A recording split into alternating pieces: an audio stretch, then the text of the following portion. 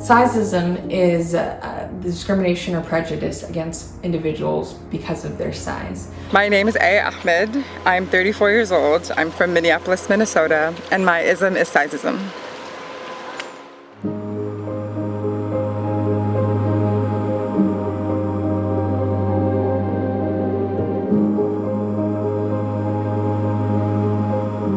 For size-ism, we have the model holding a bunch of different tape measures to symbolize that she's constantly measuring herself with other women in the community, other women in the world, due to constantly changing beauty standards.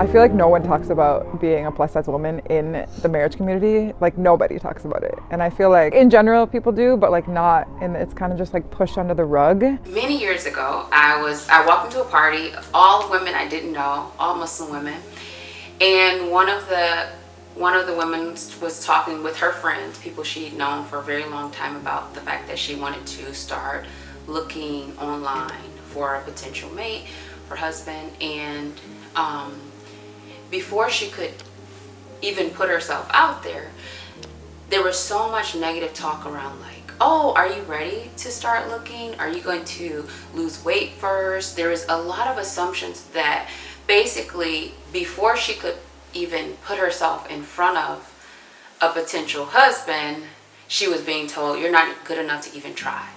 A lot of times we get this pushback on the idea that size-ism is just a matter of preference. It's not, especially when the community is putting the stigma on a person well before any man says, well, I don't prefer you.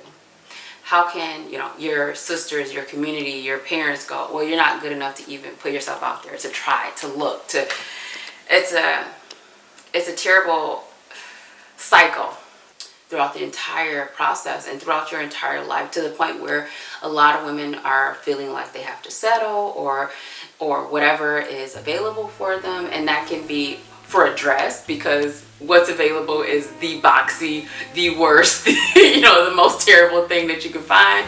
Or even for a guy, where you're like, oh, any guy that's interested, I just need to immediately accept. Just for example, I recently had a brother reach out to me, and he wanted a full body picture. And we met on one of the Muslim dating apps some time ago. And I on the app, I put full body pictures, and so he was like specifically asking me for my size, and if I had any intention of losing weight, because that's what he was attracted to. So, and that is pretty much like the underlying theme, is that they'll almost insinuate, even directly, indirectly, that that I am like, oh no, you're thick, or they may kind of, it's almost, they're patronizing me. A while back, a few years ago, and all they saw was my picture before they got to know me. So all they saw was what I look like, or my size, and without even talking to me, without even to know me, without even speaking to me, they said she needs to lose weight, she's too big, I don't want her, she's plus size, without even speaking to me. So they don't even know about my personality. All they know is what I look like.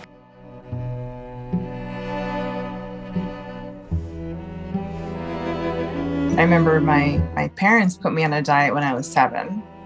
And that's when it started. They would police what I would eat. And that would move also throughout my teen years. And, once I was getting a little bit older, I'd be compared to other girls. I'd be like within our community, I was compared to my sister, because we looked starkly different. And her body at that time was the quote unquote ideal body. And, she had other, attractive features. They told me that nobody would marry me. I was put on diets left, right, and center. My dad would give me really dangerous, like now looking back, some diet medication to have me to lose weight.